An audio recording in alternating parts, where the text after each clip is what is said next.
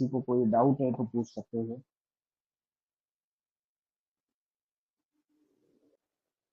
ओम शांति। ओम शांति। हाँ जी, ये जो बिस्पाई बोलते हैं, बिस्पाई का मतलब हुआ ग्लानी का सहन करना, क्या और कुछ है?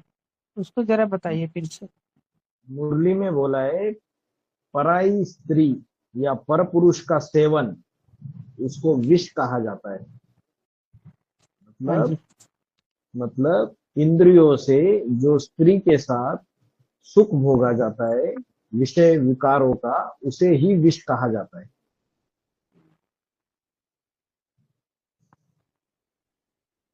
तो वही तो ग्लानी हुई ना। वो जो विष है, तो शंकर क्या करता है? विष प्राशन करता है। विष कैसे प्राशन करता है? जब सागर मंथन हुआ तब अमृत भी निकला और विष भी निकला। तो ये विष जो है वो व्यभिचार का विष है। अभी सारे देवता लोग घबरा गए। अभी जिन कन्या माताओं के ऊपर ज्ञान का कलश दिया है, जो यज्ञ में अपना पूरा जीवन अर्पित करके बैठी हुई है, समर्पित करके, अभी जन्म जन्मांतर के जिनके व्यभिचार के संस्कार है, क्योंकि जन्म जन्मांतर राजा बनने वाली आत्मा है रुद्रमाला के अंदर, तो वो जब ज्ञान यज्ञ में अर्पण होती है और उसके अंदर अगर व्यभिचार के संस्कार है, तो वो क्या है? विष है। तो अगर इस विष को प्राशन नहीं किया तो क्या हो जाएगा? ये व्यभिचार रूपी विष सारे यज्ञ को खत्म कर देगा। तो कोई तो समर्थ होना चाहिए जो इस विष को प्राशन करे और जो परिवार है उसको थमा के रखे, व्यभिचार ना फैल पाए। तो वो काम शंकर जी करते हैं। दूसरे देवताओं में ताकत नहीं है।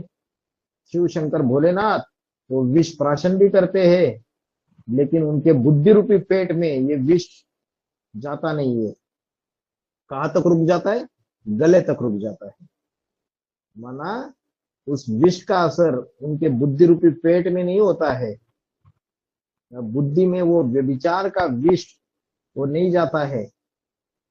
वो क्योंकि एक रस अवस्था में, निराकारी अवस्था में, हाईएस्ट सोल कॉन्शियस स्टेज है, उनकी आत्मिक स्थिति है। उसके कारण ऐसी अवस्था में जो कर्म वो करते हैं, उस कर्मों का लेपचेप उनके आत्मा के ऊपर पड़ता नहीं है। इसलिए शंकर को क्या बोला है? अमोघ वीर्य। तो मंदिरों में शिवलिंग के रूप में उसकी यादगार है, प्रवृत्ति मार्ग की यादगार है, शिवलिंग और जलाधारी। जिस कर्म को सारी दुनिया अपवित्र कर्म बोलती है, उस कर्म को करते हुए उससे उपराम इंद्रियों की स्मृति नहीं, उसमें मन इन्वॉल्व ही नहीं है उस कर्म में, डिटैच अवस्था, अनासक्त अवस्था, वो धन्यवाद। शिवलिंग स्वरूप है।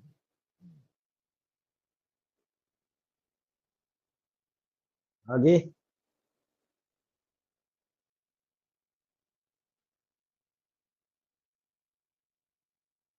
और किसी का कोई प्रश्न? ओम शांति भाई जी। ओम शांति। ये 19 श्लोक में आपने बताया ना, षटे चात्यम समाचरे अनुसार मैं शिव बाबा ही हूँ बोल के, ये और एक बार ये षटे चात्यम का अर्थ बता दीजिए ना। छठ, छठ माना जो,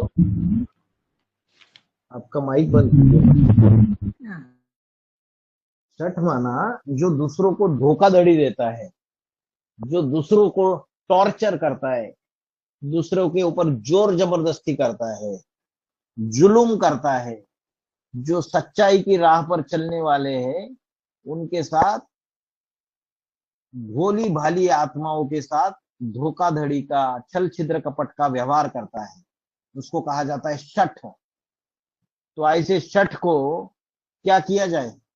उसके साथ छठ जैसा ही व्यवहार किया जाए, कांटे से कांटा निकाला जाता है, विष से विष मारा जाता है। परमात्मा जो है वो कृष्ण जैसा 16 कला संपूर्ण बन के आता है क्या? नहीं आता है। अगर 16 कला संपूर्ण बन के आए तो ये जो दुनिया में बड़े बड़े राक्षस है ब्राह्मणों की दुनिया में, इनका विनाश भी नहीं कर पाएगा फिर। तो परमात्मा जो है वो 16 कला संपूर्ण बन के नहीं आता है।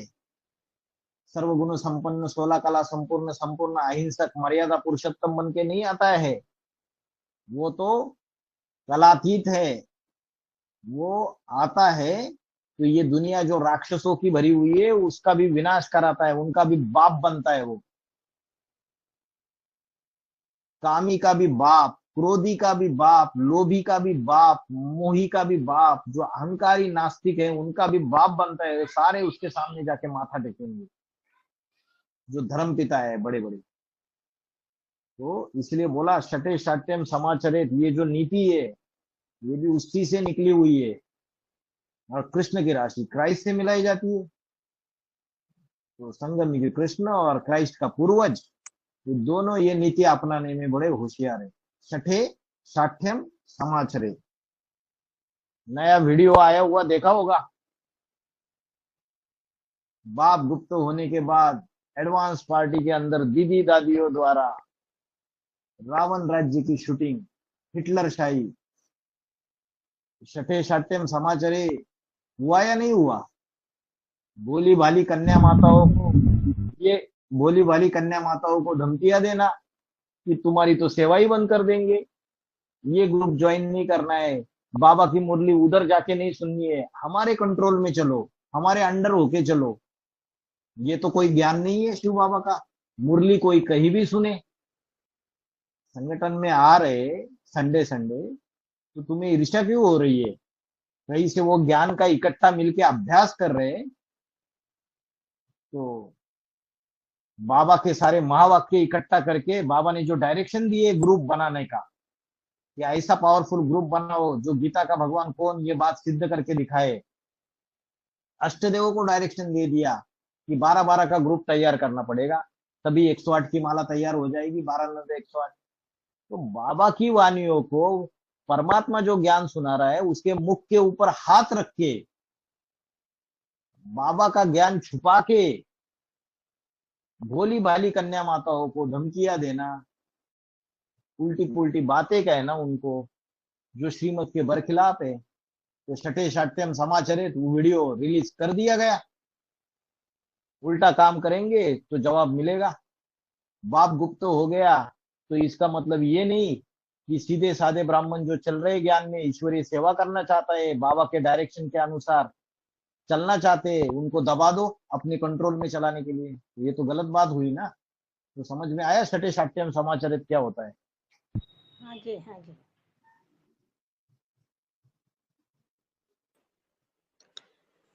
भाई जी, वार्तालाप 1834 में बाबा ने बोला है कि 2018 से नंबरवार निकलेंगे जो डूबीजा करेंगे।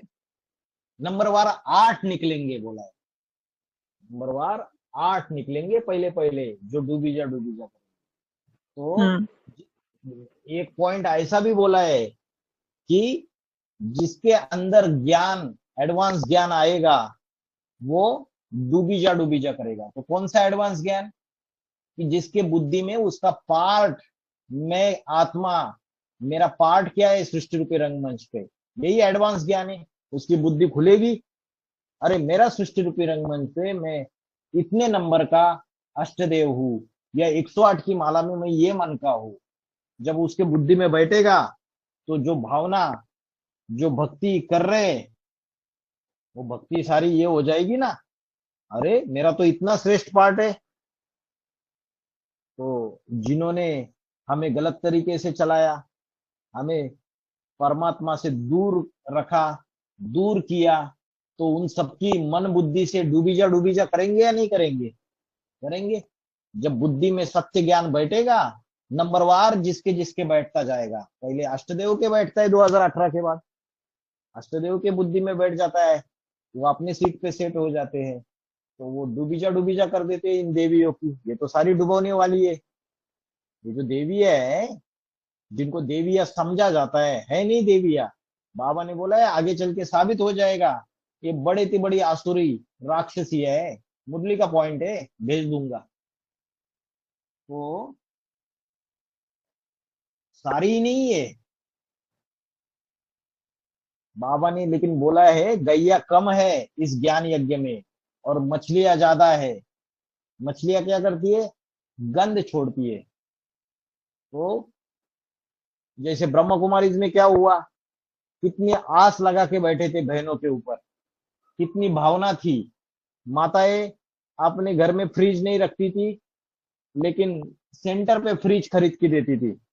अपने बच्चों को ठीक से दूध नहीं पिलाती थी, लेकिन सेंटर में धन देती थी, दूध दूध भेज देती थी। तो कितनी भावना बैठी थी। अपने परिवार के ऊपर ध्यान नहीं देती थी, लेकिन उस देवियों की ऐसी पूजा करती थी। उस सेंटर में जो देवी बैठी है उसको ऐसे सजाती थी, सब कुछ पूरी तरीके से, पूरी भावना से, पूरी श्रद्धा से, कभी संशय नहीं आता था। लेकिन जब एडवांस ज्ञान निकली और एडवांस ज्ञान बुद्धि में बैठी, तो क्या किया? उन देवियों की डूबीजा कर दी, क्योंकि पता चला इन देवियों से भी हमारा पार्ट ऊंचा है। तो जब जिसका ऊंचा पार्ट होगा, तो वो दूसरे उससे जो नीचे पार्ट वाले हैं उनकी चिरोली करेंगे, उनकी मक्खनबाजी करेंगे, उनकी पूजा, उनकी भक्ति, उनकी उपासना, उनके सामने जाके माथा टेकेंगे। बताइए, खत्म हो गई ना भक्ति? जब ज्ञान मिला तब खत्म। वो तो ऊंच पाटधारी बन गया। वैसे जैसे बीके वालों के साथ हुआ, जो ब्रह्म कुमारी में देवियों की डूबीजा डूबीजा हो गई, जो सीढ़ी के चित्र में समझाते। अभी ये जो सीढ़ी का चित्र है, ये सारे रिवाइज होंगे। बाप गुप्त होने के बाद ये सारे चित्र इस एडवांस यज्ञ के अंदर टैली होंगे। अभी जो रट्टू तोते जैसे ये जो चित्रों का कोर्स का ज्ञान बताया जाता है ब्रह्म कुमारी इसको पॉइंट आउट करके, क्या वो बातें यहाँ एडवांस ज्ञान में लागू नहीं होती है? यहाँ भी लागू होती है। और बाप गुप्त होने के बाद यहाँ वो सारा शूटिंग होता है। इसलिए बाबा ने बोला है इन ब्रह्म कुमारियों ने जितना मान मर्तबा नहीं पाया, उससे 1000 गुना मान मर्तबा एडवांस की कन्या माताएं पाएगी। और इन ब्रह्म कुमारियों ने जितना रो रो नरक नहीं मचाया, उससे 1000 गुना रो रो नरक एडवांस की कन्या माताएं मचाएगी।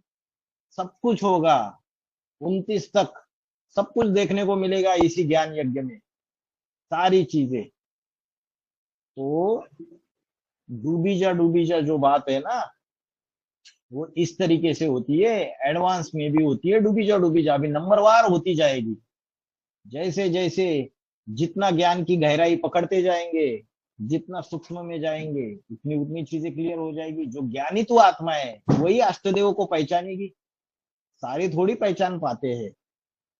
बाकी तो बाप से पढ़ाई नहीं पढ़ते हैं, अष्टदेव को नहीं पहचान पाते। तो बाबा ने बोला है जो दूसरे दूसरे जो अधूरी पढ़ाई पढ़ाने वाले, जो विधर्मी है, जन्म जन्मांतर विदेशों में जाके राजाएं बनने वाले जो विधर्मी है, उनसे पढ़ाई पढ़ेंगे। कौन है वो? अष्टरतन। जो अपने अपने धर्मों के मुखिया बन के बैठेंगे, प्रजापिता बन के बैठेंगे, तो उनसे पढ़ाई पढ़नी पड़ेगी, फिर अधूरी पढ़ाई पढ़नी पड़ेगी। क्योंकि उन्होंने खुद ही बाप से पूरी पढ़ाई नहीं पढ़ी, क्योंकि वो सूर्यवंशी आत्माएं नहीं है पक्की पक्की। अष्टदेव तो पक्के पक्के सूर्यवंशी है। तो ये फर्क है। तो ये हाँ जी डूबीजा भाई जी। डूबीजा एडवांस पार्टी में शुरुआत हो चुकी है 2018 से। तो इसमें ही बाबा ने आगे बोला कि पहले कौन निकलेगा डूबीजा डूबीजा करने वाला। फिर बाबा ने बोला दूसरे नंबर का मन का ब्राह्मणों की दुनिया को लात मारेगा। तो भाई जी प्रश्न ये है कि दूसरे नंबर का मन का जो योगिनी माँ है, वो तो प्रैक्टिकली देखने में नहीं आ रहा कि ब्राह्मणों की दुनिया को लात मारने वाले, मतलब डूबीजा डूबीजा नहीं, कर। बात ये है कि बात मन बुद्धि की है। जो सेवा उनको करनी है बाप गुप्त होने के बाद, वो तो करेंगे ही करेंगे। जो जिम्मेवारी बाप ने दी है वो तो निभाएंगे ही निभाएंगे। लेकिन ये मन बुद्धि से ये जितने भी है उनकी सबकी डूबीजा कर दी है, क्योंकि उनका पाठ इन सभी से श्रेष्ठ साबित हो उनके बुद्धि में बैठ गया। तो ये सारों की डूबीजा कोई फर्क नहीं पड़ता है, इनसे कोई लगाव नहीं, कोई आसक्ति नहीं।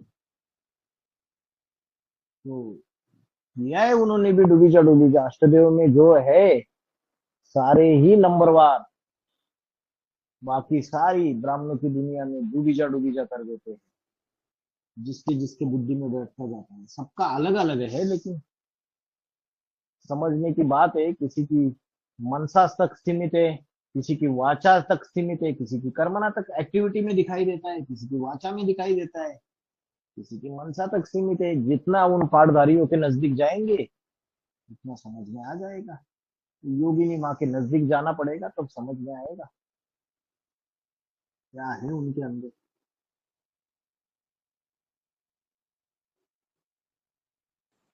ओम शांति भाई जी। ओम भाई जी, शांति। मेरा प्रश्न ये है कि जैसे बाबा बोलते हैं मुरलियों में जगदम्बा जड़ है, जगदम्बा डिब्बा है, ये प्रकृति है, तो सारा कार्य ब्रह्मा की सोल करती है। तो भाई जी, जगदम्बा की जो अपनी सोल है वो भी तो कोई कार्य करती होगी ना, उसका क्या रोल है? करती है ना। पीपल पात सरस मन डोला, पीपल का पत्ता है,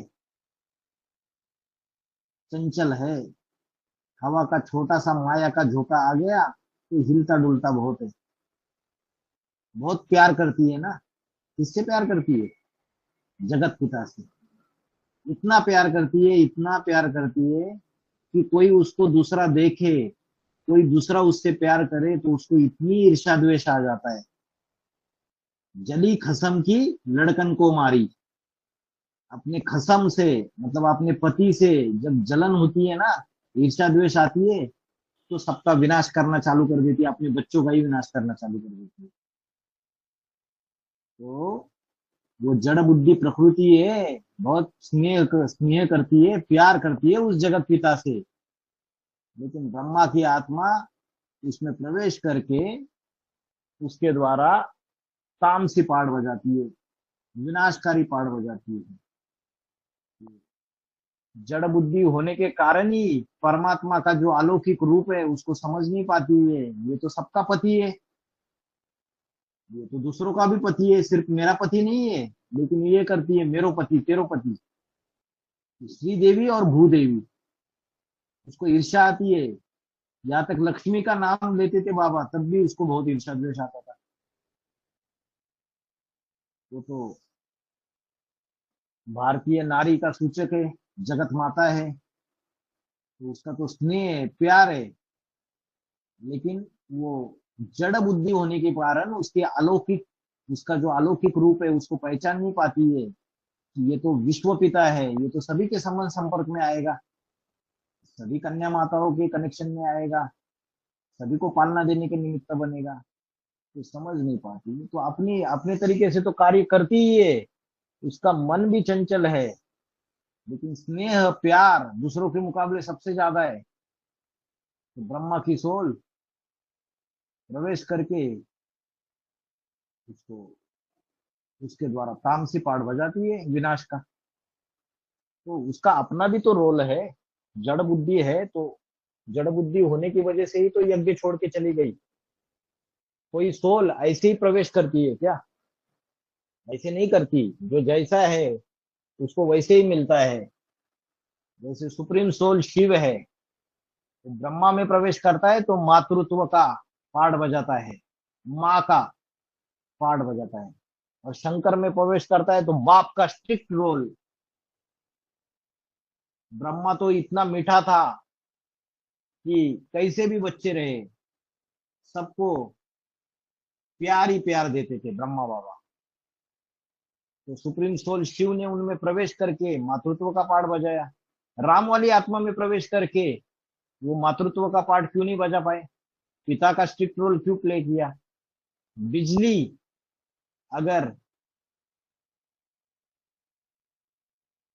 एयर हीटर में जाती है तो क्या कर देती है, गर्म हवा छोड़ देती है, और एयर कूलर में जाती है तो ठंडी हवा छोड़ देती है। बिजली तो एक ही है ना, वैसे ही सुप्रीम सोल शिव तो एक ही है ना। वो ब्रह्मा में प्रवेश करता है जिसके अंदर जन्म जन्मांतर के स्वभाव संस्कार मातृत्व वाले हैं। शीतल चंद्रमा के स्वभाव संस्कार है, ज्ञान चंद्रमा शीतल मातृत्व का स्वभाव संस्कार है, तो उससे मातृत्व का पाठ बजाता है। राम वाली आत्मा जो जन्म जन्मांतर राजा बनने वाली बड़ी आत्मा है, क्षत्रिय स्वभाव संस्कार वाली आत्मा है, जो बाप का पाठधारी है स्ट्रिक्ट विधर्मियों के प्रति, उसके द्वारा बाप का पाठ बजाते हैं। वैसे ही जो ब्रह्मा की आत्मा है वो जगदम्बा में प्रवेश करती है, क्योंकि जगदम्बा का जो अपना जो जड़ बुद्धि है और जो उसकी चंचलता है, चंद्रमा क्या होता है, चंद्रमा को चंचल दिखाया। आप अगर सीरियल में देखोगे शास्त्रों में चंद्रमा को बहुत चंचल दिखाया, मन का सूचक है चंद्रमा। तो ब्रह्मा की आत्मा जगदम्बा में इसलिए प्रवेश करती है क्योंकि जगदम्बा खुद ही चंद्रवंशी है, बीज है चंद्रवंशियों का।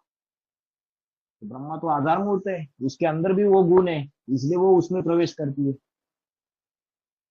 डिब्बा है वो सूक्ष्म शरीरधारी, उसको वैसे उसके अंदर क्वालिटीज है, इसलिए उसी तरीके से उसको ये करता है, उसके द्वारा एक्टिविटी करता है। ठीक है भाई जी। माई जी, ये सृष्टि चक्र से छोटा सा डाउट है मेरा। ये सृष्टि चक्र में संगम युग का आयु 100 साल बोला ना, माना कलयुग के अंत और सतयुग के आदि बोलते हैं ना। लेकिन ये जो तीर दिखाए ना, छोटा सा तीर, ये तो पूरा कलयुग में ही दिखाई दिया ना।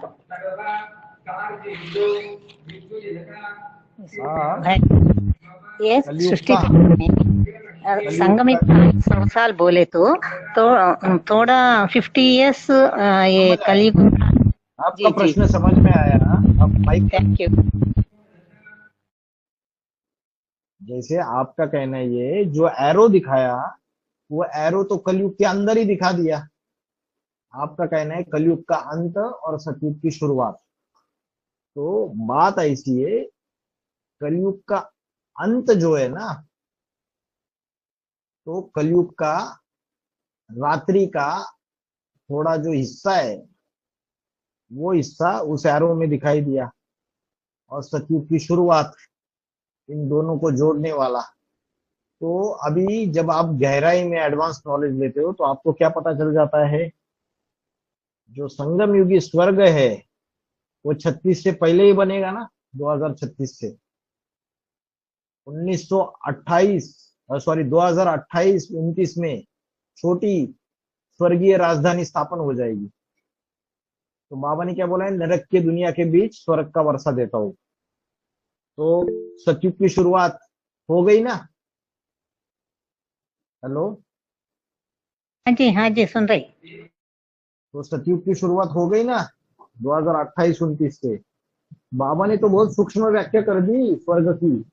बाबा ने तो बोला राम वाली आत्मा के लिए 1976 से ही संवत 111 शुरू हो गया, जब उसके बुद्धि में ये बैठा लक्ष्मी और नारायण वाली आत्माओं के कि मेरा ही पार्ट लक्ष्मी का है, मेरा ही पार्ट नारायण का है। तो तब से ही संवत 111 गाया जाता है उन दो आत्माओं के लिए, क्योंकि उनके लिए तो पुरानी दुनिया खत्म, उनके लिए संवत 111 चालू। फिर अष्टदेव के लिए बोला 2018 में, उनके लिए संवत 111 चालू 2018 के बाद। तो ऐसे ही बाकी आत्माओं के लिए तो 28। तो सतयुग भी है, सतयुग की शुरुआत भी है और कलयुग का अंत भी है, दोनों है।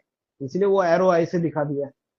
समझ में आया जवाब? हाँ जी। और एक बात कहूँ तो अभी तक आत्मा ज्योतिर्बिंदु पहले तो प्रजापिता को हुआ ना, मैं आत्मा ज्योतिर्बिंदु बन गए ना। बाद में नंबरवार बोले तो अष्टदेव बनते ना। हाँ, सो अभी समझे, अभी अष्टदेव हमको ये पढ़ा रहे, वो बिंदी बन के पढ़ा रहे। लेकिन हम लोग को अभी तक ऐसा बिंदी क्यों नहीं बन सके? वो तमो प्रधान दशा में चल रहे हम लोग अभी भी। अरे ऐसा थोड़ी है। जी अभी 2028 तक फाइल बंद कीजिए माता जी, फाइल बंद। जी हाँ जी, वही कर 2028 तक 108 आत्माएं तैयार हो जाएंगे। हर एक का समय है ना। 76 से बाप ने पढ़ाई पढ़ाना चालू कर दिया, कितने साल रह गए?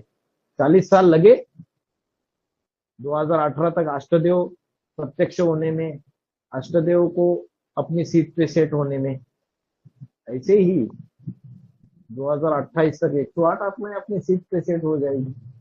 उसके बाद मिंटो मोटर तैयार हो जाएगी, एकदम फास्ट मल्टीप्लिकेशन हो जाएगा। 108 तैयार हो जाएंगे, 1000 तैयार हो जाएंगे। उनको रियलाइज हो जाएगा, वो आत्मा बिंदु बनेंगे, वो अपने सीट पे सेट हो जाएंगे। फिर 16,108 फास्ट बनेंगे। तो अभी जल्दी जल्दी होना है सब कुछ माता जी, ऐसा नहीं। जितना गुड़ डालेंगे उतना मीठा बनेगा। जो जितना अर्पण में होता जाता है उतना उसका मन रूपी दर्पण उसको स्पष्ट दिखाई देता है। तन मन धन समय संबंध संपर्क की जितनी आहुति लगाते जाओगे ईश्वरीय सेवा में, उतना सारा क्लियर होता जाएगा। तो ऐसे इंफेरिटी कॉम्प्लेक्स नहीं रखना है कि हम नहीं बन पाए या हम कब बनेंगे। सब बनेंगे, जितना आपके पुरुषार्थ के ऊपर है। आप जितना पुरुषार्थ करेंगे उतना आप जल्दी जल्दी बनेंगे। ठीक है। हाँ भाई, हम लोग इन्फीरियरिटी कॉम्प्लेक्स नहीं है। हम क्यों नहीं टिक पा रहे, कुछ गलत कर रहे क्या? हमको डायरेक्ट अष्टदेव में एक अष्ट तो वाला मणका मिला, वो डायरेक्ट हमको डायरेक्शन दिया था। हम हमारा में क्या गलती है वो ठीक कर सकते हैं बोल के मैं ऐसा योजना किया है। लेकिन कोई इन्फीरियरिटी कॉम्प्लेक्स नहीं है। हाँ ठीक है, अच्छी बात। अनेक जन्मों का, पूर्व जन्मों का हमारा आत्मा के ऊपर जो पाप कर्मों का जो बोझा है, हिसाब किताब है, वो धीरे धीरे नंबरवार आत्माओं का चुकतू हो रहा है। और जैसे अभी आप पूरी तरीके से पुरुषार्थ कर रहे हैं तो आपको रिजल्ट मिलने वाला है जल्दी। क्यों नहीं मिलेगा? लगाते जाइए, अपना स्वाहा होते जाइए, बस प्राप्ति होती जाएगी। भाई जी भाई बाबा जी एक मुरली पॉइंट है, क्रिश्चियन डायनेस्टी ने राज्य छीना, फिर क्रिश्चियन डायनेस्टी से ही राज्य मिलना है। इसका जवाब तो हमने बहुत लंबा डिस्कस किया था पिछले वाले सेशन में। जो बाप गुप्त होने के बाद सारी विश्व की बादशाही 2017-18 में बड़े बच्चे के हाथ में आती है, नहीं आती है? ब्राह्मणों की दुनिया जो है, बीजरूपी ब्राह्मणों की दुनिया, वो विश्व है। तो बाप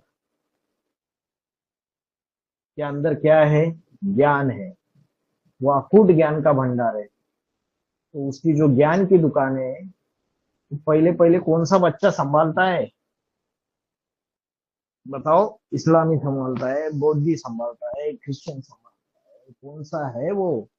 कौन से नंबर का अष्टदेव उसकी दुकान पहले पहले संभालता है? 5वें नंबर के अष्टदेव। 5वें नंबर का पूर्वज। ज्ञान का धंधा, जो बाप जो ज्ञान का धंधा करता था वो धंधा करना शुरुआत कर देता है। तो इस्लाम, बौद्ध और क्रिश्चियन, इन 3 धर्मों में ये क्रिश्चियन धर्म सबसे लास्ट में आता है, लेकिन सबसे तीखा चला जाता है। ये गीता खंड का पॉइंट है, गीता खंड में मिल जाएगा आपको ये मुरली का। तो सबसे तीखा चला जाता है। तो ज्ञान, योग, ईश्वरीय सेवा, इसमें सबसे ज्यादा कंट्रीब्यूशन करता है, ज्यादा कंट्रीब्यूशन करता है। ढेर सारी आत्माएं उससे जुड़ जाती है, संगठन बना लेता है। संगठन बना लेता है तो विश्व की बादशाही जो है, जो बाप गुप्त होने के बाद उनके हाथ में आ जाती है। तो भारत से मिला, फिर भारत को वापस करेंगे 2028 तक। जब बाप प्रत्यक्ष हो जाएगा। कैसे प्रत्यक्ष होगा? साइंस एंड टेक्नोलॉजी के आधार पे। सारी दुनिया में इंफॉर्मेशन टेक्नोलॉजी के आधार पे बाप प्रत्यक्ष हो जाएगा। बाप प्रत्यक्ष हो जाएगा तो उनकी राजाई चली जाएगी, बादशाही चली जाएगी, और भारत के पास फिर से विश्व की बादशाही वापिस आ जाएगी। यही फॉर्मूला है। भाई जी बाबा मुरली में बोलते हैं एक पॉइंट कि हिरण्याक्ष जब सारी धरणी को पाताल में ले जाता है तो काशी नगरी छिटक जाती है, तो हाँ, इसका क्या अर्थ है? हिरण्यक्ष जिसकी सोने के जैसी अक्ष माना आंख,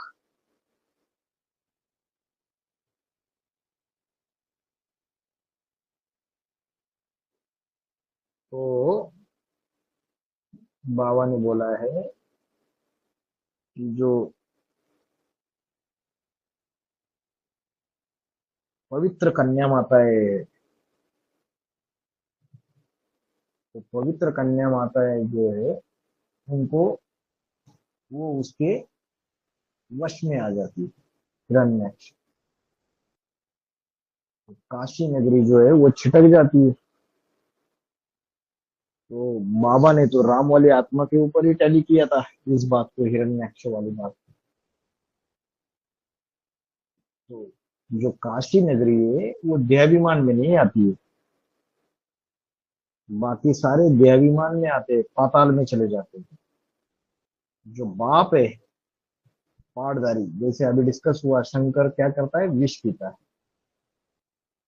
तो जब बाप से सर्व संबंध जोड़े जाते हैं, तो सर्व संबंध जब जोड़े जाते हैं, तो जो कन्या माता है जब उससे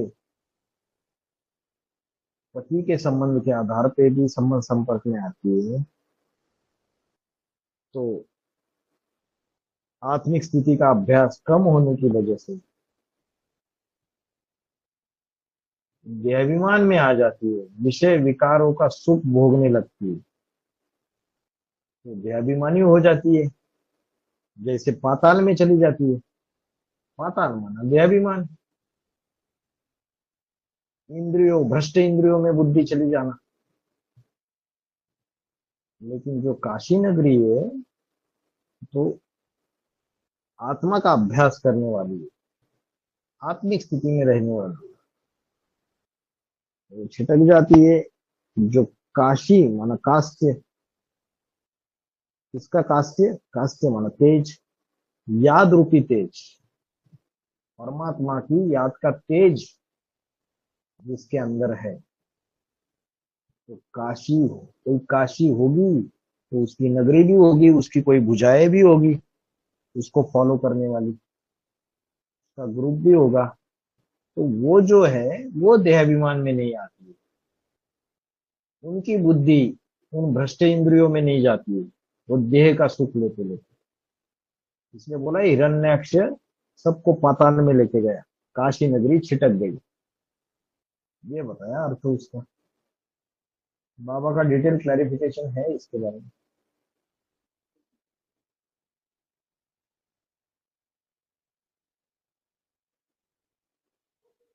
ओम शांति भाई जी। ओम शांति। हिरण्याक्ष कौन हुआ? एक हाँ, हाँ, जैसे हिरण्याक्ष कौन हुआ? हिरण्याक्ष राम वाली आत्मा के लिए बताया बाबा ने।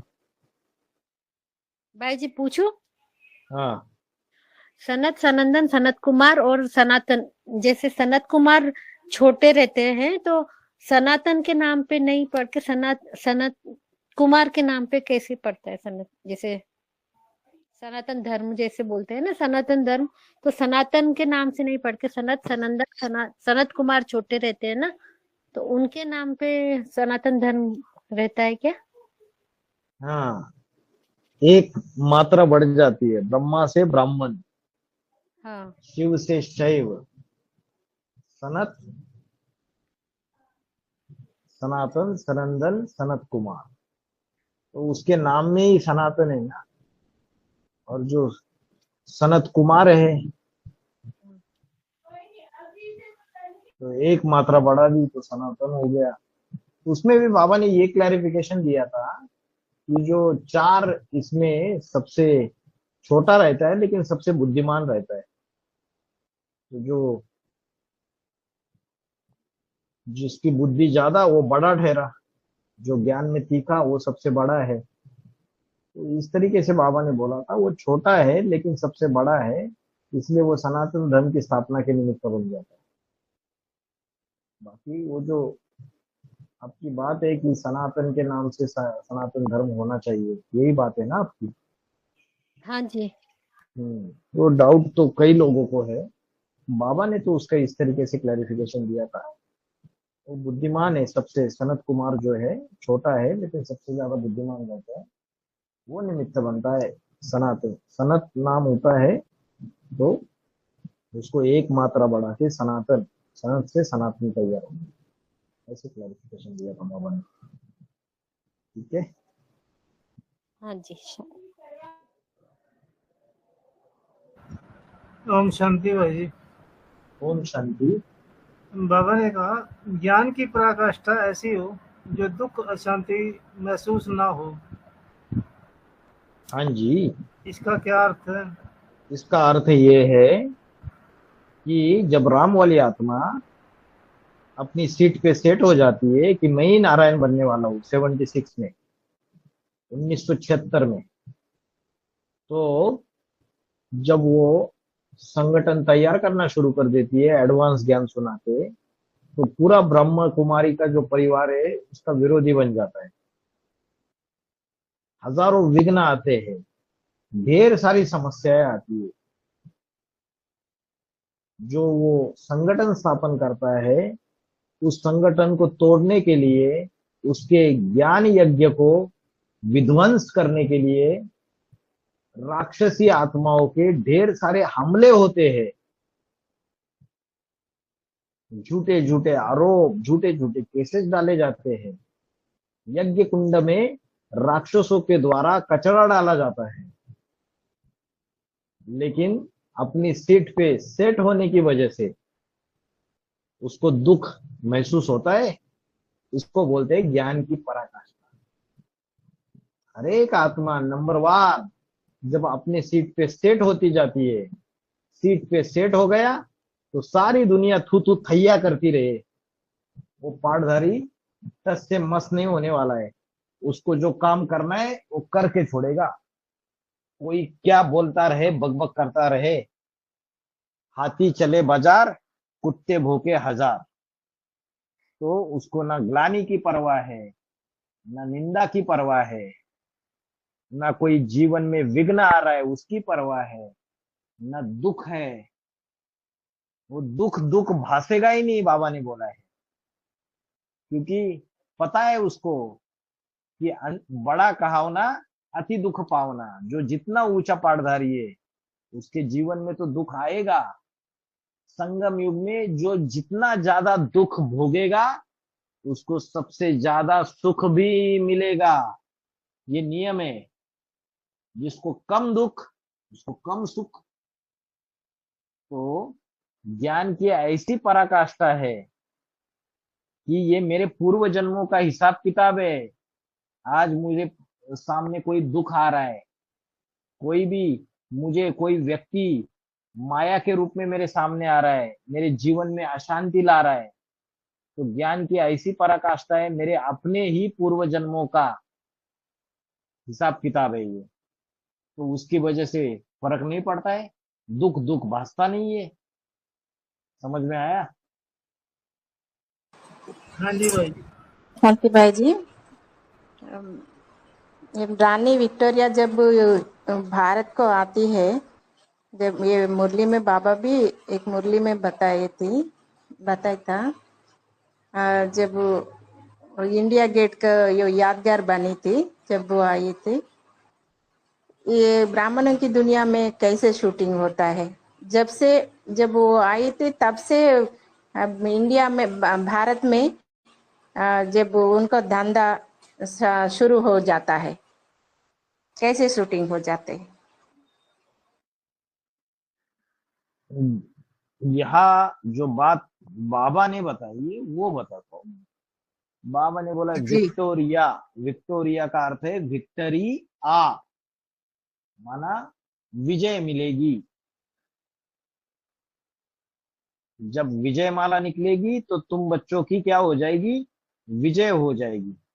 भारत माता शिव शक्ति अवतार, अंत का यही नारा है। अंत, अंत माना एंड। तो जब विक्टोरिया रानी आती है तो क्या बोला है, इंडिया गेट, एंड आ, एंड आ। भारत माता शिव शक्ति अवतार, अंत का यही नारा है। वेदांती, वेदों का अंत करने वाली। एंड, इंडिया, एंड आ। तो जब वो आती है तो जितने भी ये ज्ञान की, वेदों की अलग अलग युद्ध चल रहा है ब्राह्मणों की दुनिया में, चाहे बीज रूपी ब्राह्मणों की दुनिया में, चाहे आधार मूर्तों की दुनिया में, ये ज्ञान के अस्त्र शस्त्रों की ढेर सारी व्याख्याएं निकलेगी। अभी देखना आने वाले समय में एडवांस पार्टी के अंदर समझ नहीं पाएंगे कि कौन सा रास्ता चुने।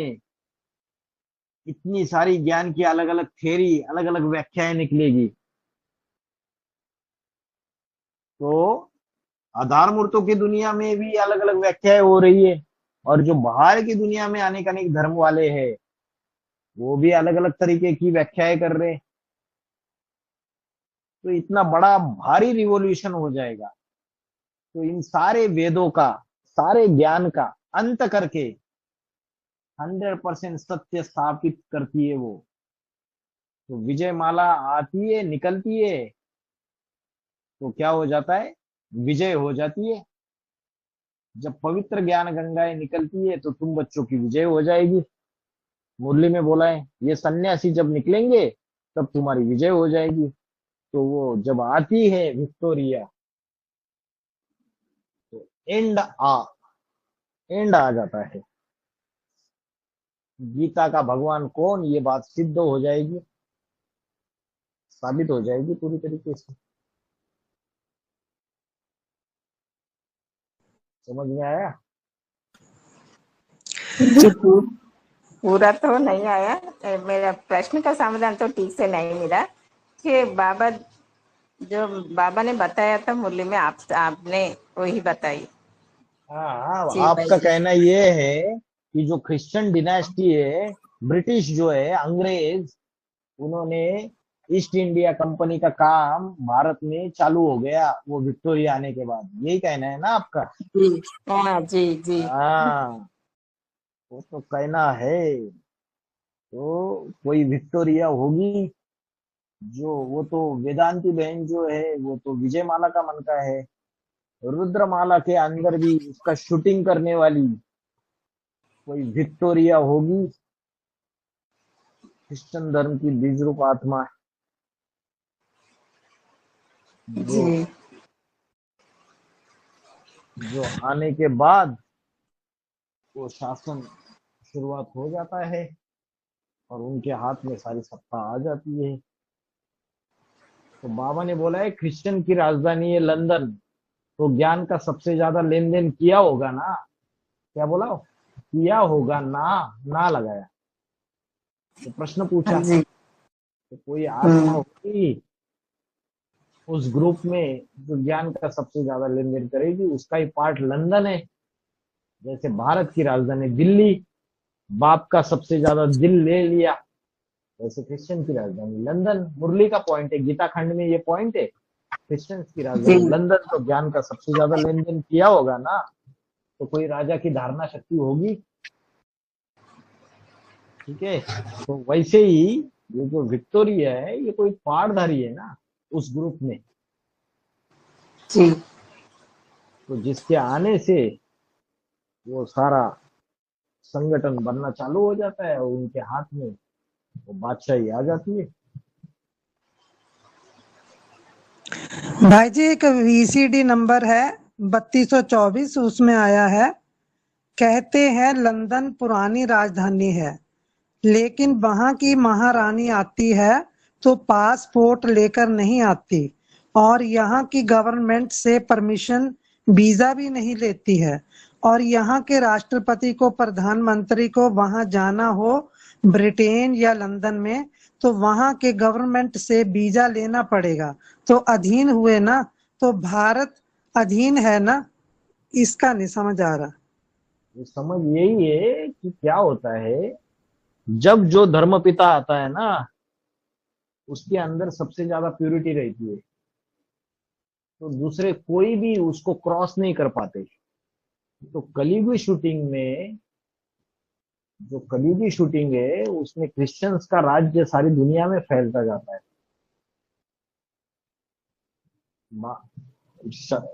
हिस्ट्री में ये बात बोलते हैं कि क्रिश्चियंस के राज्य में सूरज ही नहीं डूबता था, सारी दुनिया में उनकी राजाई फैल जाती है। तो जो कलयुगी शूटिंग है उसमें उनकी प्यूरिटी भारतवासियों के प्यूरिटी के मुकाबले ज्यादा है। तो प्यूरिटी भारतवासियों के मुकाबले ज्यादा है, तो जिसके अंदर ज्यादा प्यूरिटी वो दूसरे के, जिसके अंदर कम प्यूरिटी वो ज्यादा प्यूरिटी वाले के सामने माथा टेकेगा या उसके अधीन होगा या नहीं होगा? होगा। फीलिंग आएगी ना, उसको फीलिंग आएगी, अरे ये तो मेरे से ज्यादा श्रेष्ठ है। तो भारतवासी अंत में जाके कलयुग में सबसे ज्यादा पतित, सबसे ज्यादा नीचे गिर जाते हैं। बाबा ने बोला है ये क्रिश्चियन न इतने पतित बनते हैं न इतने पावन बनते हैं। कृष्ण की राशि कैसे मिलाई जाती है? इस ब्रह्मा के लिए बोला ना, ब्रह्मा इतना ना पतित बनता है ना इतना पावन बनता है। लेकिन राम की आत्मा के लिए क्या बोला? राम की आत्मा के लिए बोला कि मैं पतितन को राजा, मैं सारे पतितों का राजा हूं। नंबर 1 पतितन कामी कांटे में आके उसको नंबर 1 गार्डन का फ्लावर बना देता है। तो नंबर 1 पतितन कामी कांटा सबसे ज्यादा नीचे गिरती है। तो वैसे ही भारतवासी सबसे ज्यादा पतन होते हैं, तो उनकी पावर ज्यादा रहती है प्यूरिटी की उस समय, तो उनके अंडर आ जाते हैं, उनका मान मर्तबा ज्यादा बढ़ जाता है, उनके अधीन हो जाते हैं। यही इसका मीनिंग है। वही शूटिंग ब्राह्मणों की बीज रूपी दुनिया में भी होगी, वही शूटिंग ब्राह्मणों की अष्टदेवों की दुनिया में भी होगी। सूक्ष्म से सूक्ष्म ज्ञान लागू हो जाता है। समझ में आया? हाँ जी भाई जी, जो मैं प्रश्न पूछ रही हूँ ये पहले भी हो चुका, लेकिन कोई नई आत्मा जुड़ी है, वो पूछ रहे हैं कि बाबा ने बोला है अमृत छोड़ विष काहे को खावे, तो ये बाबा ने राम वाली आत्मा को क्यों कहा? तो थोड़ा सा इस पर बता दीजिए। अमृत छोड़ विष काहे को खाए। एक है परा प्रकृति और एक है अपरा प्रकृति। जो परा प्रकृति है वो आत्मभाव वाली प्रकृति, और जो अपरा प्रकृति है वो देहाभिमान वाली प्रकृति। तो जो शिव बाबा का पाठधारी है उसकी जो परा प्रकृति है, शिव है, वो तो देह में होते हुए देह से परे रहने का, डिटैच रहने का आदि है।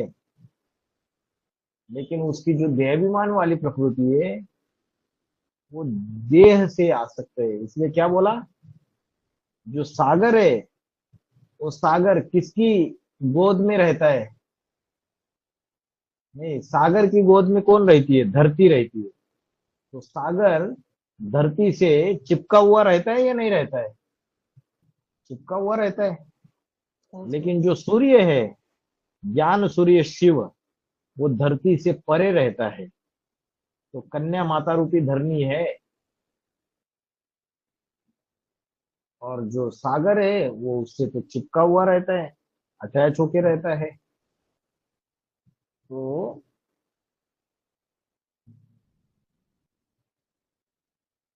क्या होता है कि जो शिव है वो तो डिटैच है। और राम वाली आत्मा जो है वो जन्म जन्मांतर देह धारण करके सारे ढेर सारी आत्माओं के कनेक्शन में आई हुई है। तो जब अंतिम जन्म में जब वो सबसे ज्यादा नीचे नहीं गिरेगी तो सबसे ज्यादा पावन भी नहीं बन सकती। तो शिव ने तो एक फॉर्मूला दे दिया, अमृत छोड़ विष काय को खाए। लेकिन शिव को तो अखुड ज्ञान का भंडार है, लेकिन प्रैक्टिकल जो संगठन बनाना है, जो परिवार स्थापन करना है, वो कार्य कौन करता है? वो तो प्रजापिता करता है, प्रजा का पिता, मनुष्य सृष्टि का बाप। तो जब परिवार स्थापन करना रहता है, तो जब परिवार स्थापन करते हैं तो परिवार में क्या लक्ष्य है कि स्वर्ग स्थापन करना है, पवित्रता स्थापन करनी है, प्यूरिटी स्थापन करनी है। तो जो बच्चे हैं वो देहाभिमान में जल रहे, विषय विकारों की आग में जल रहे, तो उन बच्चों को बाहर तो लाना पड़ेगा ना। बाबा ने बोला ये रामकृष्ण वाली आत्माएं चाहे तो वापिस जा सकती है, लेकिन तुम बच्चों के लिए रुकी हुई है। बाप दादा चाहे तो वापिस जा सकते हैं, लेकिन तुम बच्चों के लिए रुके हुए हैं। तो राम वाली आत्मा तो 76 में ही निराकारी स्टेज धारण कर लेती है। तो चाहे तो अपने 100% स्टेज में ये करके चली जाए, परमधामी अवस्था में स्थित रहे। लेकिन बच्चे जो देहाभिमान में विषय विकारों में जल रहे उनका क्या?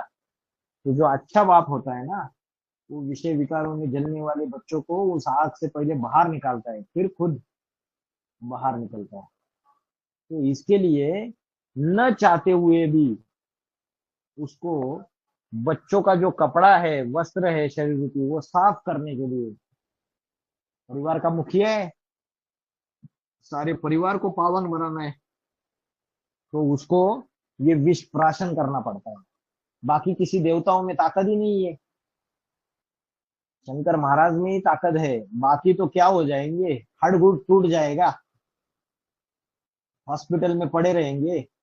5वीं बाबा ने बोला है कि विकार में जाना माना 5वीं माल से नीचे गिरना। और 5वीं माल से जब नीचे गिरेगा कोई, तो उसका क्या हाल हो जाएगा, हड़गुड़ टूट जाएंगे ना, हॉस्पिटल में पड़ा रहेगा। तो शंकर ऐसा पावरफुल आत्मा है, राम की आत्मा शंकर को हो ऐसी पावरफुल आत्मा है कि जिसके अंदर आत्मिक स्थिति की ताकत है कि देहाभिमान में भी जाएगा तो भी वो उससे डिटैच रह सकता है। इसलिए शंकर ने विष किया, लेकिन वो पेट में नहीं उतरा, गले तक रुक गया। बुद्धि रूपी पेट में नहीं उतरा वो विषय विकारों का विष, वो व्यभिचार का विष।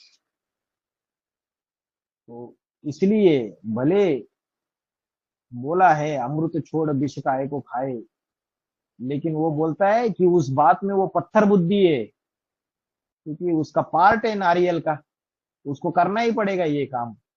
वो नहीं करेगा तो ब्राह्मणों का सारा यज्ञ विध्वंस हो जाएगा, सारा व्यभिचार फैल जाएगा, स्वर्ग के जगह, शिवालय की जगह वैश्यालय स्थापन हो जाएगा इस दुनिया में। इसलिए उसको करना पड़ता है ये, न चाहते हुए भी। समझ में आया? इसलिए हाँ। इसलिए गीता में एक श्लोक आया है, कर्मणि घोरे, ये घोर कर्म मेरे से क्यों करा रहा है? उसकी इच्छा नहीं है, लेकिन करना पड़ता है परिवार को, विषय विकारी कपड़ों को साफ करने के लिए इसको करना पड़ता है। ये तो अभी भी सेंटर पे जो रहते तो सेंटर में है, लेकिन मन बुद्धि कहाँ है? कागज के ऊपर लिख के सरेंडर हो जाते हैं, लेकिन मन बुद्धि बाहर भागती रहती है। बाबा ने बोला है मुरली में, कन्या माता है, सरेंडर तो हो जाती है, कागज के ऊपर लिख के भी देती है, लेकिन मन बुद्धि बाहर की दुनिया में भागती रहती है। मन बुद्धि भी भागती है तन से, वहां जाने की इच्छा भी हो जाती है, और यज्ञ के अंदर रहते हुए भी आपस में ही एक दूसरे के लगाव झुकाव में आ जाते हैं। तो स्वर्ग स्थापन हो पाएगा? फिर नहीं हो पाएगा। पवित्र दुनिया आ पाएगी? नहीं आ पाएगी। तो उसकी बुद्धि को थमाना जरूरी है ना, उसका कपड़ा साफ करना जरूरी है। उसकी बुद्धि जो व्यभिचारी बन रही है, जो वैश्यालय की तरफ लेके जाएगी, उसको थमाना जरूरी है। उसके लिए मजबूरन वो पारिवारिक व्यवस्था का जो मुखिया है उसको विष पीना पड़ता है। वो बोलता है मैं इस बात में पत्थर बुद्धि हूँ, मेरे को कितनी भी डांट लगाओ, मैं तो अपना काम करता ही रहूंगा। क्योंकि उसका हर एक कर्म कल्याणकारी, उसकी वाचा कल्याणकारी, उसके वाइब्रेशन कल्याणकारी। वो जो कर्म करता है उसमें भी अकल्याण नहीं है, रिजल्ट पॉजिटिव निकलेगा। बाकी दूसरे जितने भी कर्म करेंगे ऐसे विकारी, उससे निगेटिव रिजल्ट निकलेगा, इसका रिजल्ट पॉजिटिव निकलेगा। ठीक है। एक लास्ट प्रश्न है मेरी कि कुछ शॉर्ट असित बाबा पॉइंट्स में बोले हैं। एक लक्ष्य है और इच्छा है। इच्छा मात्रम अविद्या तो बोलते हैं, लेकिन कर्माते स्टेज जब पाएंगे हम, उसके लिए इच्छा रखना है कि नहीं? रखनी है ना। बाबा ने तो बोला इच्छा है, मात्रम अविद्या कैसे हुआ? बाबा ने बोला है कि एक है स्वार्थ और दूसरा है परमार्थ।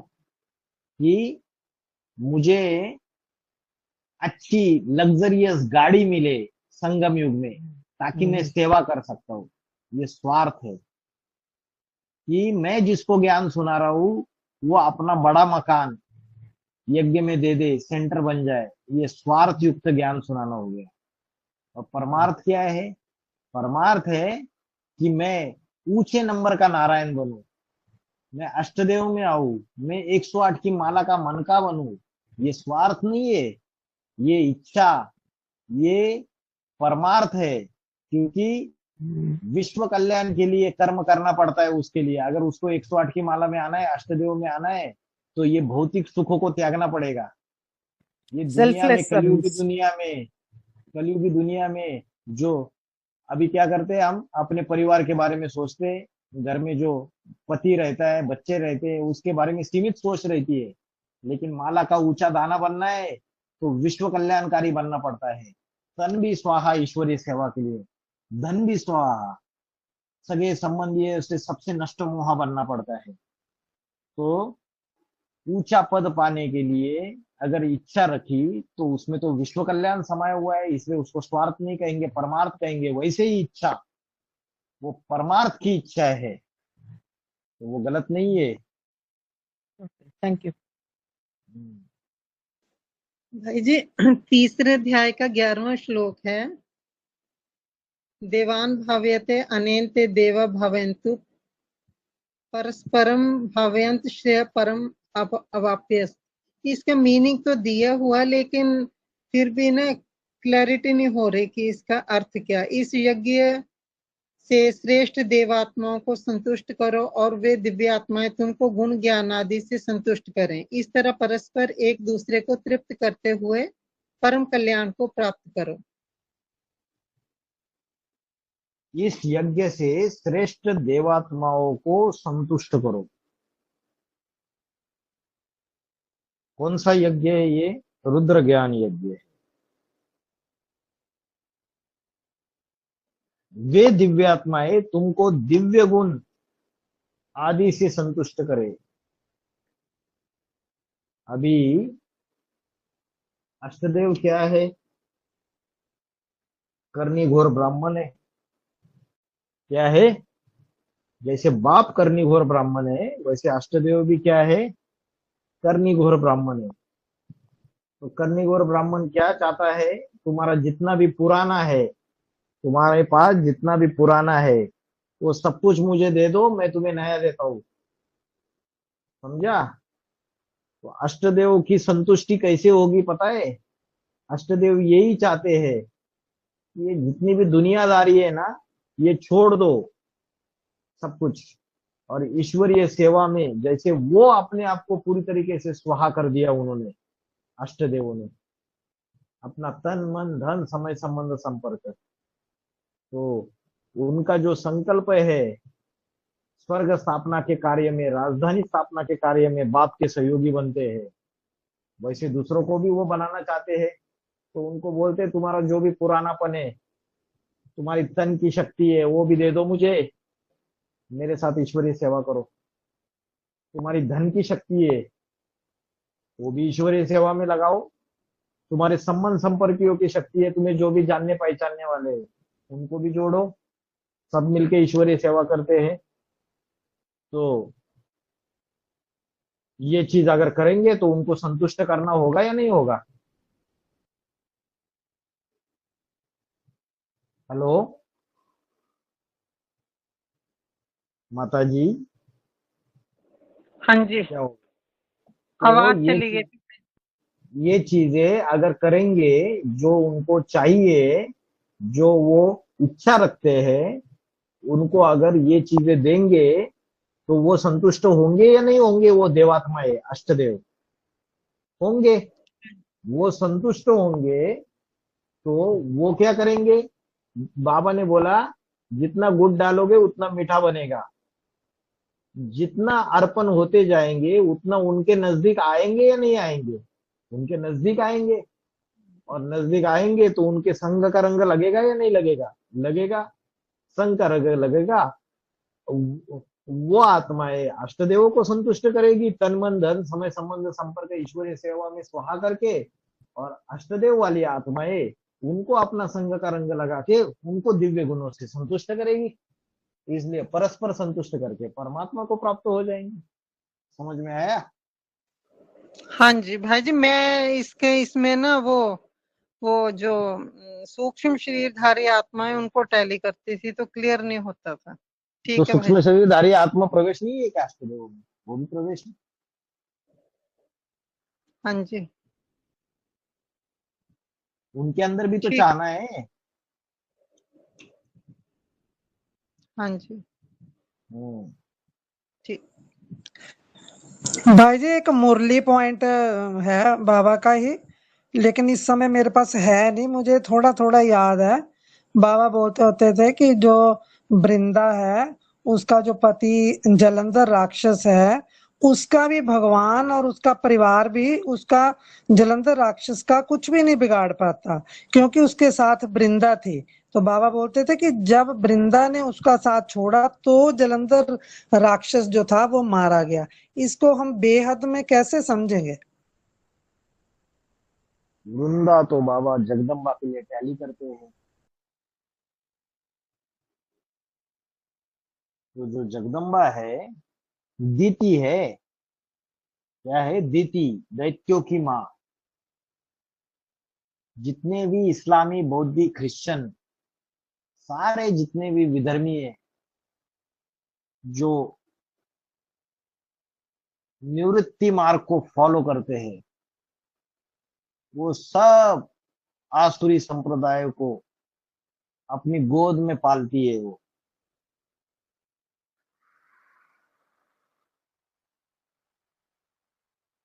तो उसमें कोई जलंधर भी होगा,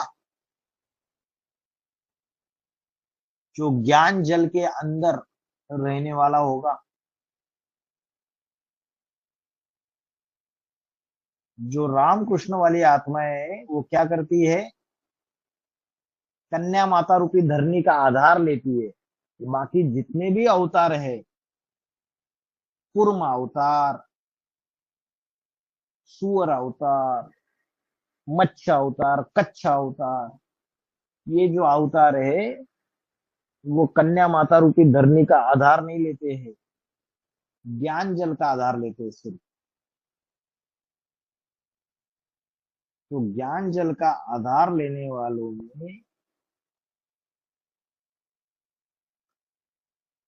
कोई एक बीजरूप आत्मा, राक्षसीय स्वभाव संस्कार वाली होगी। तो उसको वृंदा जो है उसका संरक्षण मिलेगा या नहीं मिलेगा? मिलेगा। क्योंकि जितने भी राक्षस है वो जगदम्बा की गोद में पलते हैं। दिल्ली के ऊपर सबने राज किया, सारे अलग अलग धर्मों ने, विधर्मी जितने हैं उन्होंने राज किया।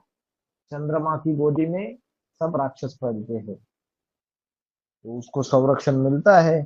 लेकिन जब वो उनका साथ छोड़ देगी तो उसका विनाश हो जाएगा। इसलिए बाबा ने मुरली में क्या बोला कि जो महाकाली है वो क्या करती है, महाकाली के जो भगत बन जाते हैं, जो उसकी पूजा करने वाले, उनके ही गले काट देती है वो, उनके पद का विनाश कर देती है। वो तो जगदम्बा जगदम्बा महाकाली करके उसके पीछे भागते हैं और वो उनके ही पद का विनाश कर देती है, उनको फटका देती है, उनको समझ में ही नहीं आता है। जैसे बाबा ने बोला है कि जगत पिता और जगदम्बा का पाठ बड़ा अड़भंगा है।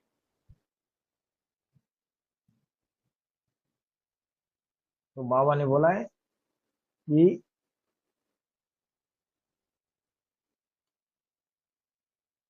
दो पाटन के बीच में साबुत बचा न कोई, चलती चक्की देख के दिया कबीरा रोई, दुई पाटन के बीच में साबुत बचा न कोई। जगत पिता का पाठ भी अड़भंगा है। कोई उसका शंकर का विष पीने का पाठ देखेगा तो वो तो बोलेगा अरे ये कैसा ज्ञान है, अनिश्चय बुद्धि मौत मर जाएगा। और जगदम्बा का पाठ देखेगा ये तो महाकाली बन के ये तो गले काट रही है सबके, उसका पाठ देखेगा तो भी अनिश्चय बुद्धि बन जाएगा। तो इन आत्माओं के जो पाठ है वो अड़भंगे पाठ है। तो जलंधर जो उसको संरक्षण मिल जाता है लेकिन बाद में उसका साथ छोड़ देती है तो ये हो जाता है। और बाबा ने बोला उसमें प्यूरिटी है, वृंदा में प्यूरिटी। जब तक वो विष्णु क्या करता है, उसके पति का रूप धारण कर लेता है झूठा, उसकी तरफ आकर्षित हो जाती है तो उसका पतिव्रत टूट जाता है। जैसे ही पतिव्रत टूट जाता है तो जलंधर जो है उसका संरक्षण वृंदा का उसको मिलता नहीं है और शंकर उस बात का फायदा उठा के उसकी हत्या कर देते हैं। तो कोई बीजरूपी दुनिया में पाठ बजाने वाली आत्मा है, अभी समय आएगा सारे चेहरे प्रत्यक्ष हो जाएंगे। बाबा ने बोला 18 से लेकर 28 तक बाप गुप्त होने के बाद सारे देवताई चेहरे, सारे राक्षसी चेहरे सभी प्रत्यक्ष हो जाएंगे। आपको प्रैक्टिकल पाठधारी पता चलेगा। बाबा ने बोला तमाशा होने वाला है, पर्दा खुलने वाला है, कोई हंसने वाला है, कोई रोने वाला है, तमाशा होने वाला है। अभी सारे राक्षसी चेहरे, देवताई चेहरे सभी प्रत्यक्ष होते जाएंगे एडवांस पार्टी की ब्राह्मणों की दुनिया में, और हो भी रहे। जो जितना जुड़ा हुआ है यज्ञ से उसको पता चल रहा है क्या क्या खेल चल रहा है अभी। ठीक है। एक गीता रिलेटेड क्वेश्चन है जो हर एक अध्याय के लास्ट में ऐसे बोलते हैं, ओम श्री कृष्ण कृष्ण अर्जुन संवाद सुपनिषदु। तो सुपनिषदु मतलब उपनिषद का कुछ अंश उसमें है? वो तो इन्होंने मिक्सचरिटी की हुई है ना, ओरिजिनल गीता में ये ना, बात नहीं। बाबा जो हमको गीता का बोलते हैं, म्यूजिक गाते हैं ना, म्यूजिक बाबा नहीं गाते, वो तो अनुराधा पौडवाल बाबा गाते नहीं, हैं। अनुराधा पौडवाल बाबा की लिखी हुई तो गाते हैं ना, वो उसमें से पढ़ते हैं। नहीं नहीं नहीं नहीं नहीं नहीं, आप बाबा की जो किताब है जो भगवत गीता की लेटे है तो उसमें कहीं भी ये सुपनिषद सु ये कहीं भी नहीं है। वो तो अनुराधा पौडवाल का जो गीत है उसका ये लोग यूज करते हैं बस, ताकि बुद्धि में अच्छा, बैठे अच्छे से गीता के श्लोक। उसमें उन्होंने ये ऊपर से कृष्ण के भक्तों ने डाली हुई बातें ये सुपनिषद सु। उपनिषद से जो पहले हुआ था उसमें से तो गीता का थोड़ा बहुत अंश लेते होंगे ना। ये कृष्ण के भक्तों ने तो इसमें कई सारी मिक्सचरिटी कर दी, इंटरप्रिटेशन कर अच्छा, दी। बाबा ने तो बोला है कि ये जो दूसरे दूसरे होपकिंस है, फरकुआर है, गर्वे है, इन्होंने तो ये बात साबित कर दी थी कि गीता जो अभी कृष्ण प्रधान रचना है ये पहले विष्णु प्रधान कविता थी और उसके भी पहले ये निसंप्रदाय रचना थी, निराकारवादी। तो 2000 साल पहले ईसा के पूर्व, क्राइस्ट के पहले, क्रिश्चियन धर्म स्थापन होने के पहले 2000 साल पहले जो श्वेता श्वेतरो उपनिषद है, श्वेता श्वेतरोपनिषद, उस समय जो गीता थी, उस समय जो गीता की व्याख्या थी वो निराकारवादी रचना थी। बाद में कृष्ण के भक्त आए, उन्होंने इसमें अपनी अपनी चीजें डालना चालू कर दिया। शिव शंकर भोलेनाथ निराकार को बाजू में कर दिया, अपनी अपनी डफली बजाई। हाँ, ठीक है।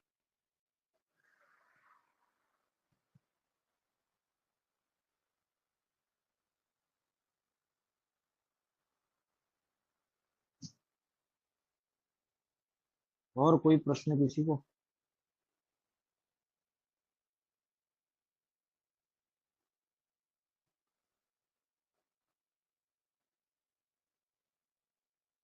ओम शांति भाई जी। बाबा ने मुरली में बताया है जो जो तुम्हारे खिला ऐसे खिला संगठन रूपी खिला ऐसे मजबूत बन जाएंगे, कोई भी भिखारी पाँव भी नहीं रख सकेंगे। वो कब की बात है? अभी वर्तमान समय में देखे तो सभी पुरुषार्थ में तो पक्का कच्चा का सभी कुछ सभी है, पुरुषार्थी है। अभी जब संपन्न स्टेज जिनका बनता है वो ही रह सकेंगे। 28-29 की बात है माता जी। पहले पहले छोटी राजधानी स्थापन हो जाएगी 8 की। जी तो जब पहले पहले छोटी राजधानी स्थापन हो जाएगी, 1948 में स्वर्ग का मॉडल बना और 2028 में प्रैक्टिकल स्वर्ग की छोटी राजधानी स्थापन हो जाएगी। तो एक दूसरे को, एक भी पावरफुल ग्रुप तैयार होने से एक दूसरे को खींचते हुए 108 का माला का संगठन तैयार हो जाएगा। तो जी जो 108 का संगठन भी धीरे धीरे तैयार होता जाएगा। तो ये जो किला बन जाएगा उसमें एक भी भिखारी प्रवेश न कर सके, क्योंकि कैसे हो जाएगा वो? वाइब्रेशन मात्र की पवित्रता रहेगी। कैसे होगा? जैसे बाप है, बाप जो है वो क्या बन जाता है? हिरण्यगर्भ बन जाता है। उसका रोम रोम अग्नि रूपी तेज पुंज बन जाता है। जो देखे, जो सुने इन कानों से, वो निहाल हो जाता है, मेरा बाबा आ गया था। तो पहले पहले जब 8 की छोटी राजधानी स्थापन हो जाएगी, उधर से विजयमाला आ जाएगी, पवित्रता। इधर रुद्रमाला के अंदर ज्ञान है। ये आधा शक्ति पुंज जब आ जाएगा तो अभी जितना माथा मार रहे हो, माथा मारना बंद हो जाएगा। पावर मिलेगी ढेर सारी प्यूरिटी की, ऐसी जबरदस्त पावर मिलेगी कि वो 100% जो स्टेज है, कर्मातीत अवस्था, जो स्वर्गीय सुख का अतीन्द्रिय सुख, वो अवस्था मिलना चालू हो जाएगा।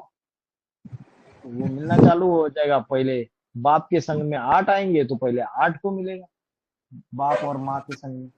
फिर 8 बनेंगे तो 108 बनेंगे, मल्टीप्लीकेशन होगा। तो 8 बनेंगे तो 108 बनेंगे। और फिर ये पांडवों का किला ऐसा मजबूत बन जाएगा कि एक भी भिखारी प्रवेश न कर सके। जी भाई साहब। भाई जी, बाबा मुरली में बोलते हैं ना कि अगर भक्ति मार्ग का एक भी संस्कार रहेगा तो उसको शरीर छोड़ना पड़ेगा। तो इसको कैसे समझे? मतलब बाबा ये भी बताते हैं कि आत्मिक स्थिति के सिवाय सब भक्ति मार्ग है, लेकिन थोड़ा सा और डिटेल में बताइए। भक्ति मार्ग अमृत वेला उठते नहीं है, ये भी भक्ति मार्ग है। उसके बाद ईश्वरीय सेवा करते नहीं है, ये भी भक्ति मार्ग है। उसके बाद परचिंतन में लगे रहते हैं सवेरे से लेके शाम तक। ज्ञान की कोई भी बात अपने जीवन में प्रैक्टिकल धारण न करके वो ऐसा करता है, वो वैसी करती है, वो ये करती है, वो करती है। इसी परचिंतन में, परदर्शन में बुद्धि लगी रहती है। ये भक्ति मार्ग की बातें हैं सारी।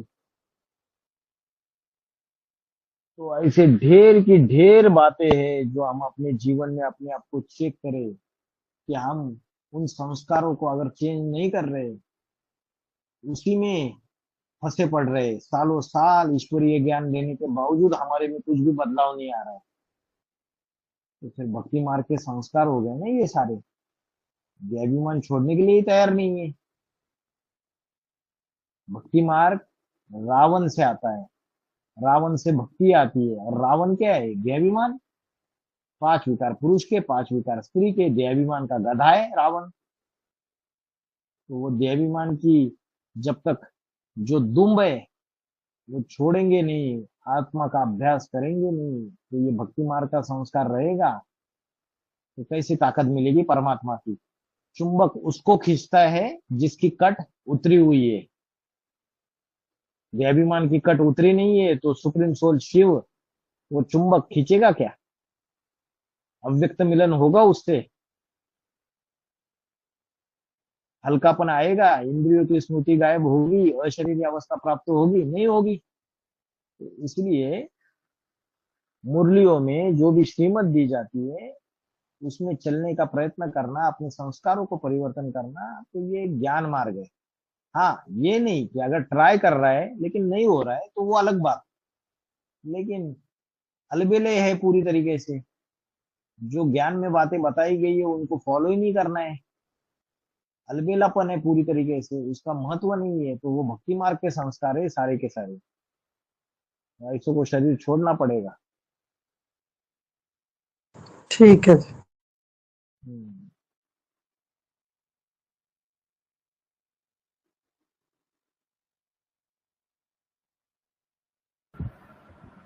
भाई जी, जैसे ना भक्ति गीता में है कि पितरों के जो भगत हैं वो पितरों से प्राप्ति करते हैं, और भूत प्रेतों के जो पुजारी हैं भूत प्रेतों से प्राप्ति करते हैं, और देवों के जो पुजारी हैं वो देवों से प्राप्ति करते हैं, और मेरे जो बच्चे हैं वो मेरे से प्राप्ति करते हैं। यहाँ इस यज्ञ में शूटिंग कैसे हो रही है इनकी? इसकी शूटिंग ऐसी हो रही है कि बाप से पहले पहले प्राप्ति कौन करते हैं? अष्टदेव। हाँ जी। तो बाप से प्राप्ति हो जाती है डायरेक्ट। हाँ जी। मुरली में बोला है 8 मेरी रहबरी में पलते हैं, तो सब कुछ उसको पूरी तरीके से अर्पण करते, एक के बन के रहते हैं, एक के लिए अपना तन भी स्वाहा कर देते हैं कि सर कटा सकते हैं ईश्वरीय सेवा में। बाबा ने बोला अष्टदेव के अंदर ऐसा जुनून रहता है कि कल हमारा ईश्वरीय सेवा में सर कटने वाला है, वो आज हमारा सर कट जाए, हम तैयार बैठे हुए हैं। तुम बच्चे आए हो सर हथेली पर लेकर, तो ऐसे वो 8 है, तो वो उसको प्राप्त हो जाते हैं। लेकिन नियम अनुसार जो 108 की माला बननी है, तो बाबा ने क्या डायरेक्शन दिया अष्टदेव को? 12-12 का ग्रुप तैयार करो। तो फिर जो 8 है उनको, जो उनके सहयोगी बनेंगे, उनको फिर अष्टदेवों से प्राप्ति होगी। हाँ, भले श्रेष्ठ प्राप्ति होगी, निकृष्ट प्राप्ति नहीं होगी, क्योंकि अष्टदेव तो पक्के सूर्यवंशी आत्मा है, आठों के आठों बाप समान आत्मा है, आठों के आठों हीरे है, बाबा ने बोला, उनमें फिनिशिंग का अंतर है। तो उनको अष्टदेवों से प्राप्ति होगी, और जो अष्टरत्न वाली आत्माएं रहेगी उनका जो संगठन बनेगा उनको अष्टरत्नों से प्राप्ति होगी। वो तो और निम्न कोटि के होंगे अष्टदेवों से। तो ये देवात्माओं से प्राप्ति की ये बात हो गई। और जो पितृनियांति पितृवता, तो जिसने जिसने जिसको जिसको अपने पिता के रूप में समझा कि इन्होंने मुझे ज्ञान दिया, इन्होंने मुझे ज्ञान में जन्म दिया, तो यही मेरे सब कुछ हो गए, वहां तक ही बुद्धि सीमित रही तो उनको उन्हीं से प्राप्ति होगी। और जो भूत प्रेत आदि उनकी पूजा करने वाले, उनको भूत प्रेत आदि से प्राप्ति होगी।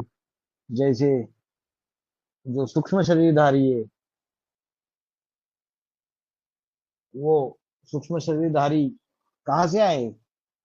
ब्राह्मणों की डीके की दुनिया से आए।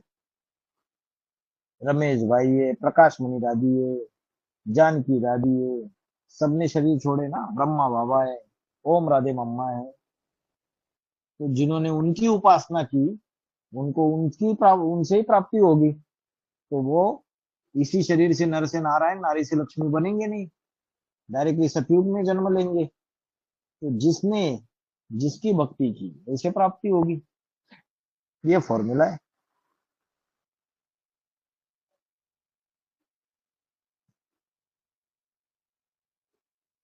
समझ में आया हाँ जी भाई। कमल भाई? हाँ जी।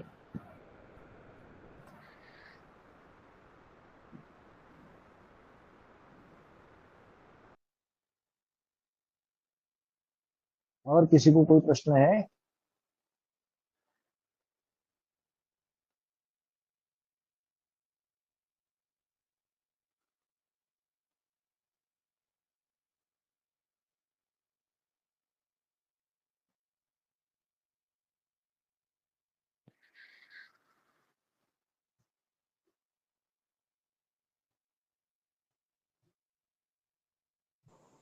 भाई जी, बोलिए। अगर हमें कोई बोले कि कर्मों की गुह्य गति क्या है, तो इसमें हम किसी को क्या समझा सकते हैं? कर्मों की गुह्य गति ये है कि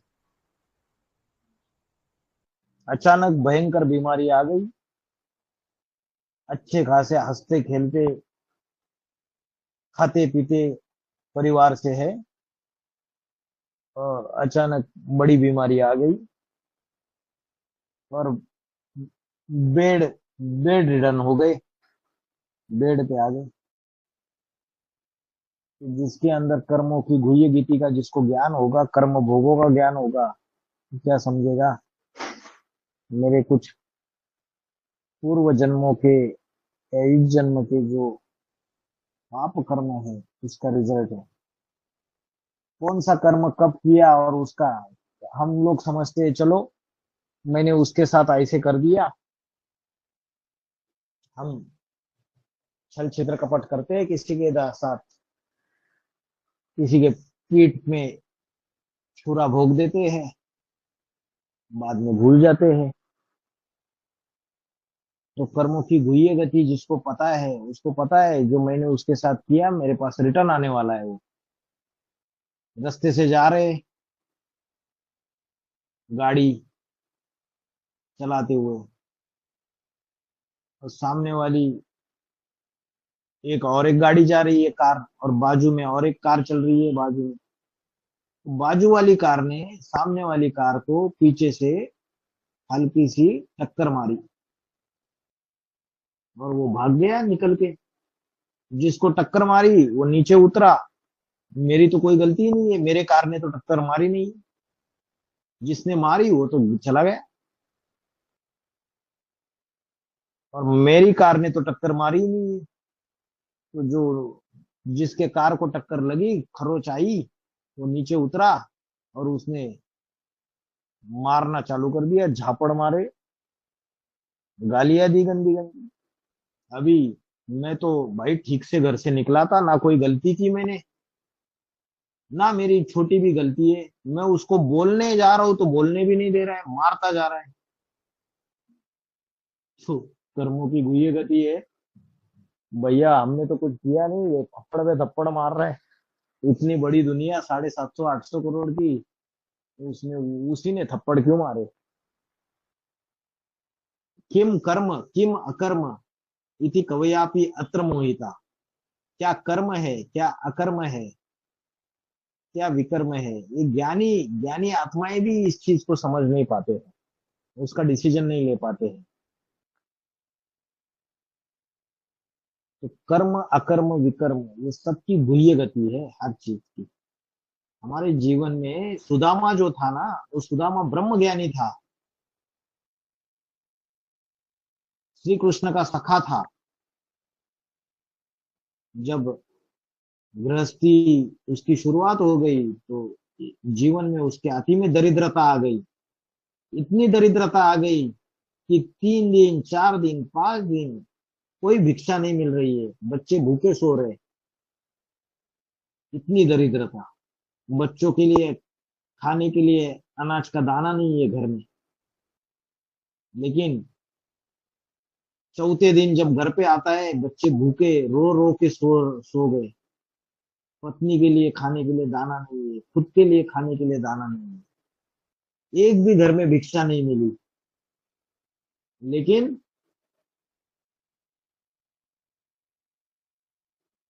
इसके सामने जाता है कृष्ण के, भगवान के जो मूर्ति रखी हुई है उसके सामने जाता है, अपनी पत्नी को बोलता है कि देखो कहीं चावल का एक दाना मिल जाए।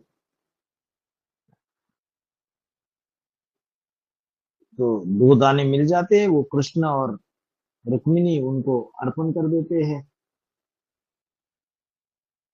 उस समय रुक्मिणी बोलती है कि इतना दुख, इतना दारिद्र्य, लेकिन सुदामा के मुखमंडल पे इतनी प्रसन्नता, इतनी खुशी, इतना आनंद, एक भी दुख की लहर मात्र नहीं है।